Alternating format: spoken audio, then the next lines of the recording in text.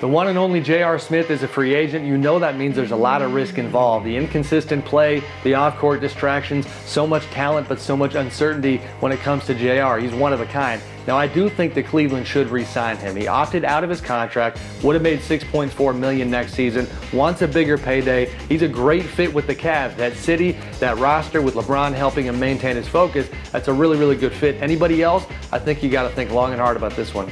Josh Smith saw both ends of the NBA spectrum last season. Gets cut by Detroit with $26 million left on his contract, but then he goes to the Houston Rockets and is a really nice fit. Does some good things down the stretch. They get to the conference finals. Now Houston wants to re-sign him, and with good reason. They've already seen what he can do within that context. Everybody else has a lot to consider. He's 29 years old, not the dominant defender that he once was, not the athlete that he once was. I think it's just a question of what he's worth and how he fits with your respective team.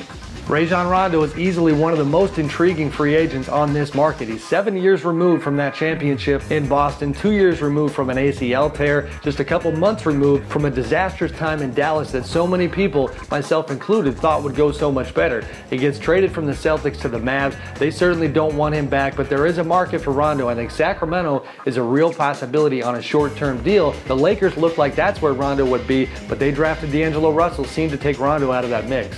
Wesley Matthews has been one of the most underrated two-way players in the game for a long time. I think he's tremendous, but the bottom line is when you tear your Achilles tendon like he did last season, there is no way you're not going to have question marks around you. Now, I'm told that West goes into free agency looking for a deal at around $15 million a season. Portland is still in the mix. Dallas, another team that has a lot of interest, but teams are going to have to think about this one and the question of what version of Wes Matthews are they going to get. Jeremy Lin is a free agent. That means that, like it or not, it's going to be about basketball and business. He moves the needle like few other players in the NBA. There's going to be a lot of teams intrigued with the idea of adding him simply because they know about the amazing following, that they could end up selling a whole lot of tickets because he was on that roster. Now, I hope for Jeremy's sake that he finally finds a really good basketball fit to have the best career possible. I don't think the Lakers are that team. He should move on from that chapter. We'll see where he goes.